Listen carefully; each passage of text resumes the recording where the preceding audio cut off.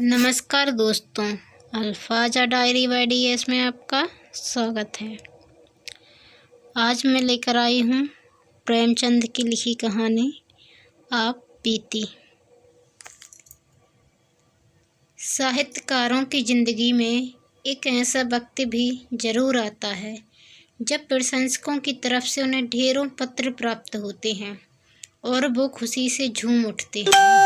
यह एक ऐसा वक्त होता है जब लेखक अपनी सारी समस्याओं को भूल खुशी का अनुभव करता है।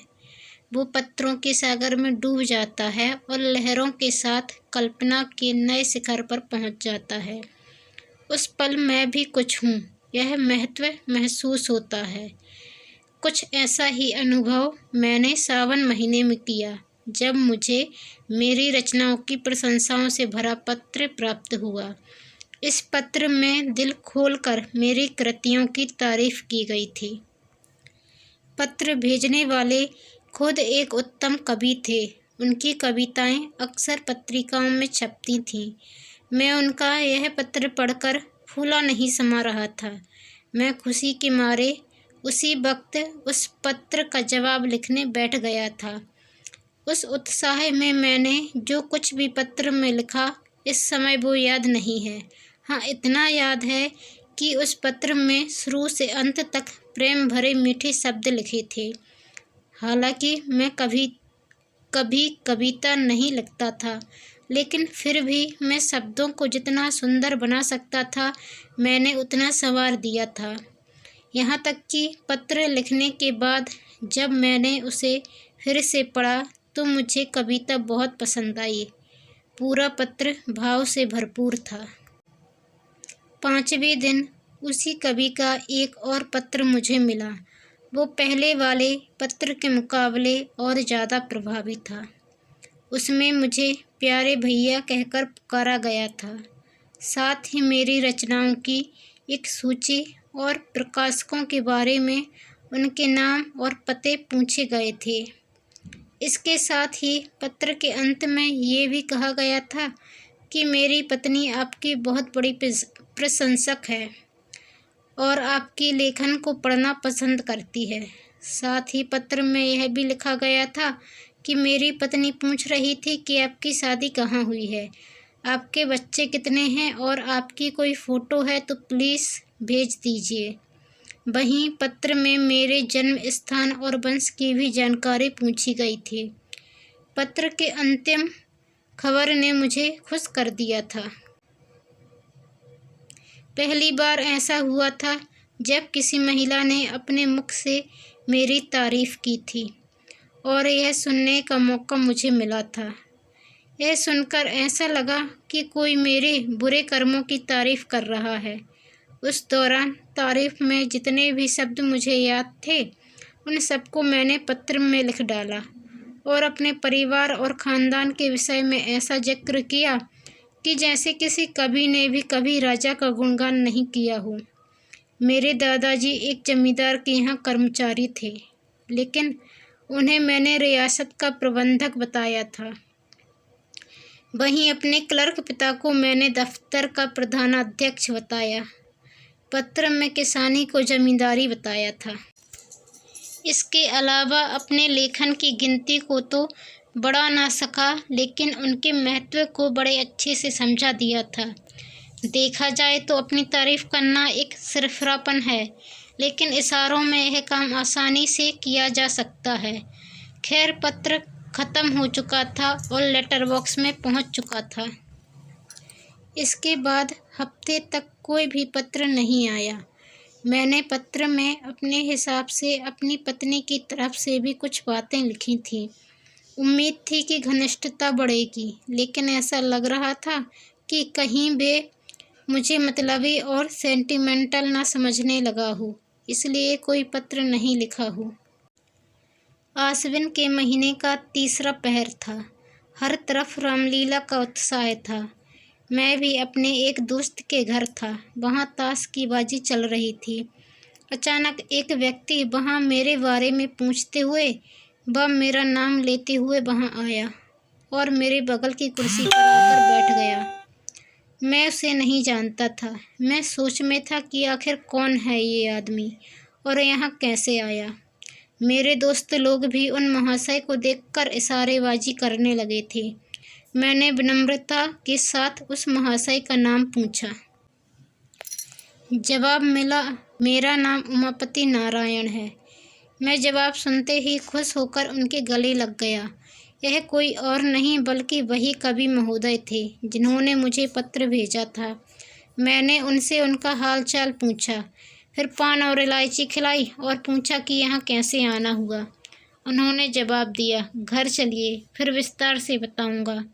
मैं आपके यहाँ से होकर आया हूँ। वहाँ मुझे पता चला कि आप यहाँ हैं, तो मैं पूछता हुआ यहाँ आ गया। फिर मैं फ़ौरन उनके साथ जाने के लिए तैयार हो गया। उनके कमरे से निकलते ही मेरे दोस्तों ने इशारे से मुझसे पूछा कि यह साहब कौन है। मैंने दोस्तों को बताया कि ये मेरे नए मित्र हैं। मित्र ने कहा कि थोड़ा सावधान रहिएगा, मुझे ये थोड़े उचक्के लग रहे हैं। मैंने कहा, आपका यह अनुमान गलत है। आप आदमी को हमेशा उसके कपड़ों से जज करते हैं, लेकिन इंसान वस्त्रों से नहीं बल्कि दिल में होता है। मित्र, खैर ये रहस्य की बात है, बाकी आप जाने, मैं आपको बस सावधान कर रहा हूँ। मैंने मित्र की बात पर कोई जवाब ना दिया और उमापति जी को लेकर अपने घर आ गया। मैंने उनके लिए बाजार से खाना मंगवाया। इस दौरान उन्होंने अपनी कई सारी कविताएं मुझे सुनाई। कविताएं सुनाते वक्त उनकी आवाज़ बहुत मनोहर और मीठी लग रही थी। हालांकि कविताएं तो मुझे समझ नहीं आईं, लेकिन मैंने उनकी कविताओं की तारीफ़ के पुल बांध दिए। मैं खुशी के मारे उनकी कविताओं की वाहवाही करने लगा। ऐसा लग रहा था जैसे मानो मुझसे बढ़कर कोई काव्य प्रेमी नहीं है। शाम के वक्त हम दोनों रामलीला देखने गए। वहाँ से लौटकर आने के बाद मैंने उन्हें खाना खिलाया। इसके बाद उन्होंने अपनी यात्रा के बारे में बताना शुरू किया। उन्होंने बताया कि वह इस वक्त कानपुर जा रहे हैं अपनी पत्नी को लेने के लिए। उनका मकान कानपुर में है। उन्होंने उस वक्त अपने विचार को साझा करते हुए बताया कि उनकी इच्छा मासिक पत्रिका निकालने की है। उन्होंने बताया कि प्रकाशक कविताओं के लिए 1000 रुपये देते हैं, लेकिन उनकी इच्छा है कि वे कविताओं को पत्रिका में क्रमशः निकालें, फिर अपने ही पैसों से पुस्तकागार प्रिंट करवाएं।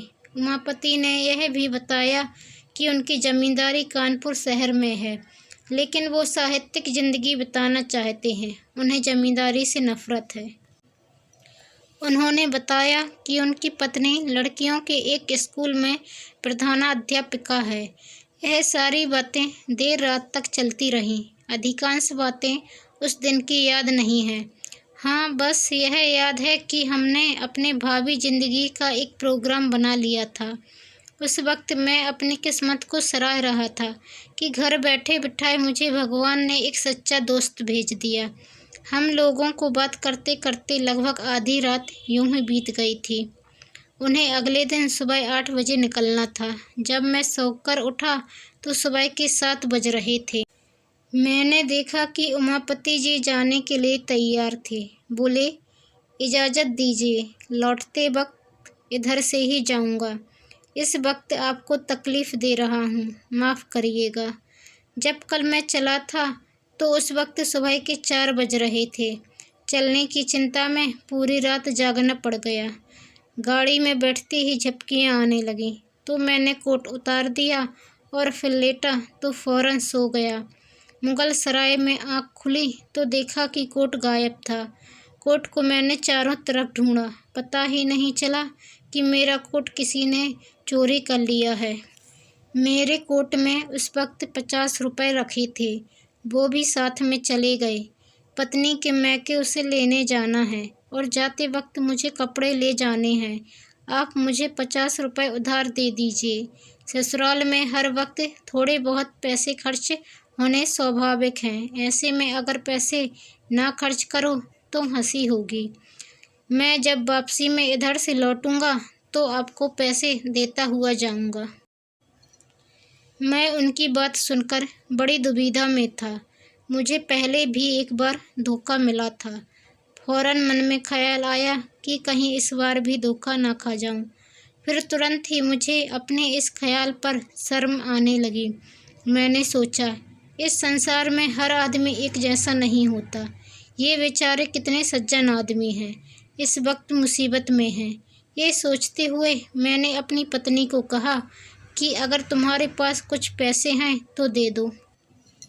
पत्नी ने पूछा, क्या करोगे? मैंने कहा, कल जो मेरे मित्र आए हैं, किसी ने उनके रुपए सफ़र के दौरान चुरा लिए हैं। उन्हें ससुराल अपनी पत्नी को लेने जाना है। लौटते वक्त वो पैसे दे देंगे। मेरी बातों को सुनकर पत्नी ने मजाक करते हुए कहा कि तुम्हारे जितने भी दोस्त आते हैं सब तुम्हें धोखा देने ही आते हैं।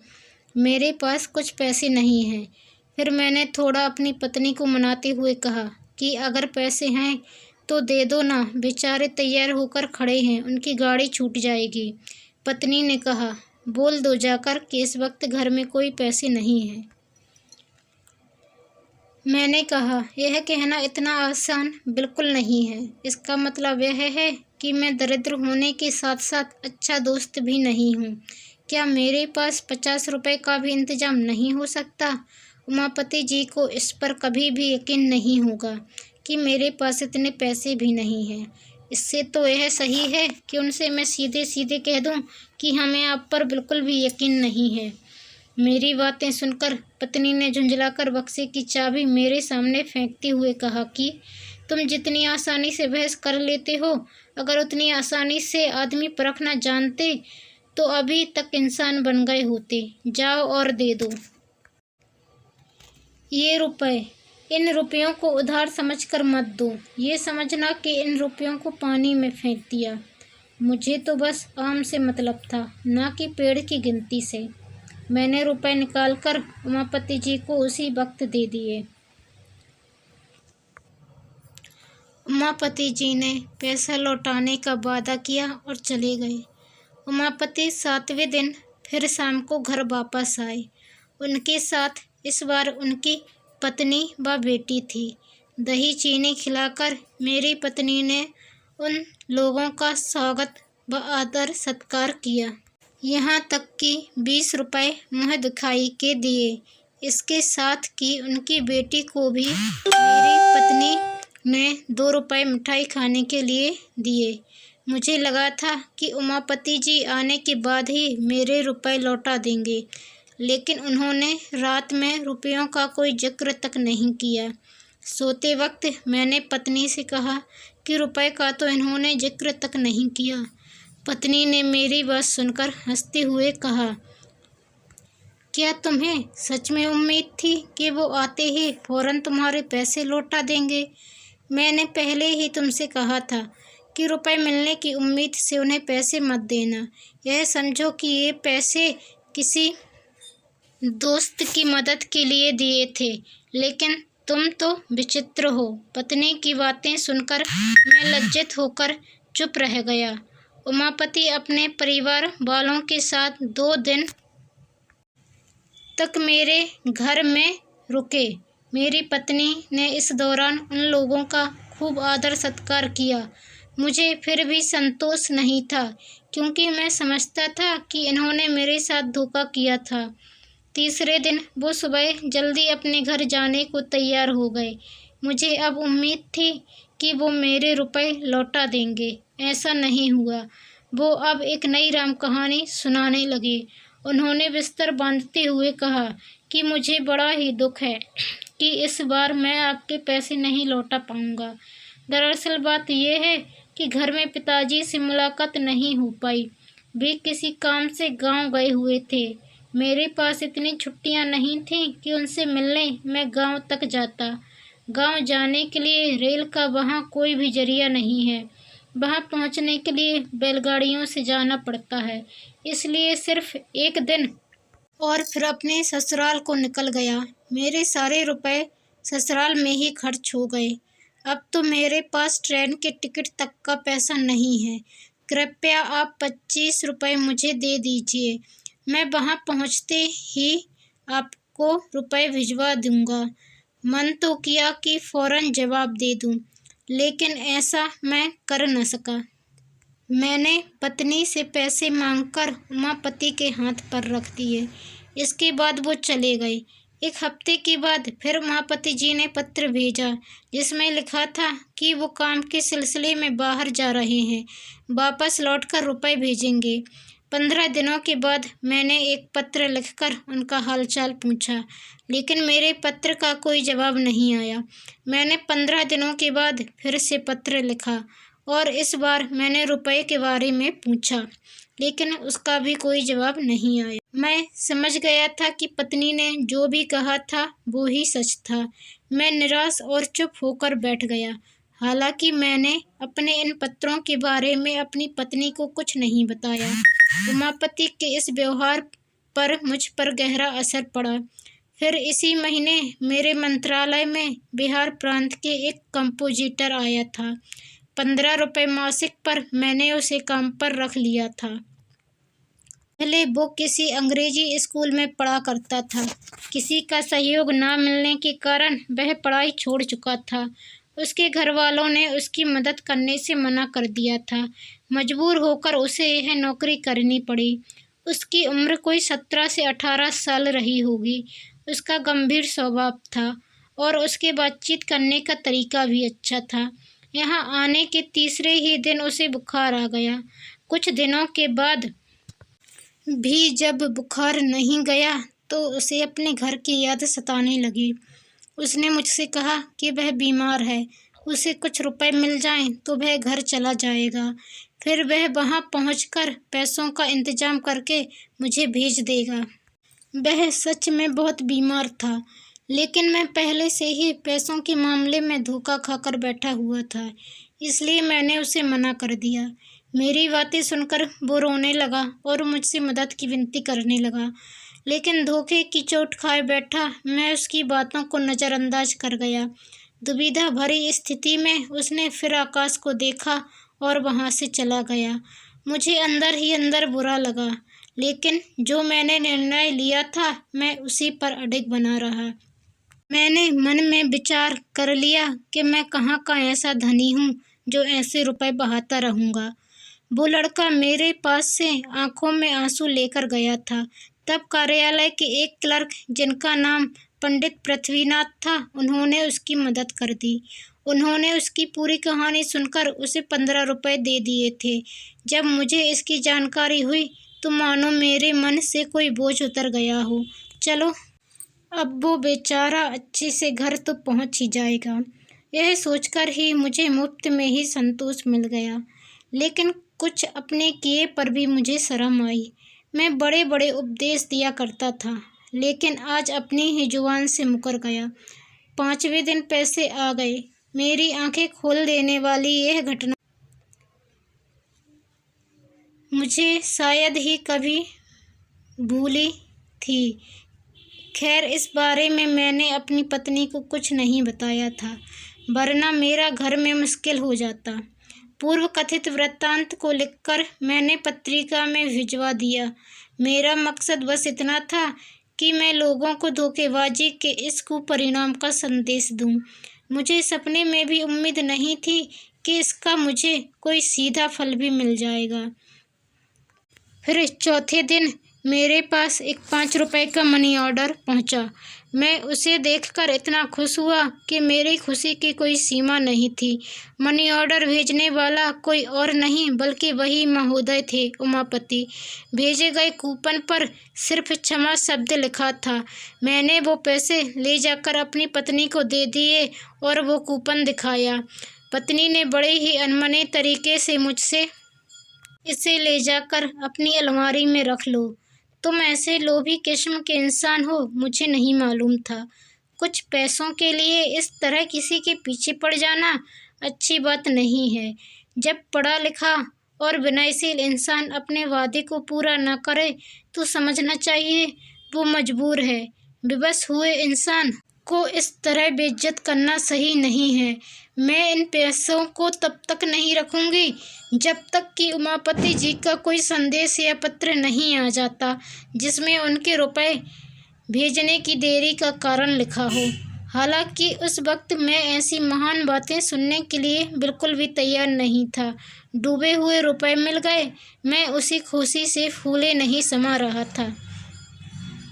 तो दोस्तों, मुंशी प्रेमचंद की इस कहानी से हमें यह सीख मिलती है कि व्यक्ति को किसी के लिए भी तुरंत ही कोई राय नहीं बना लेनी चाहिए।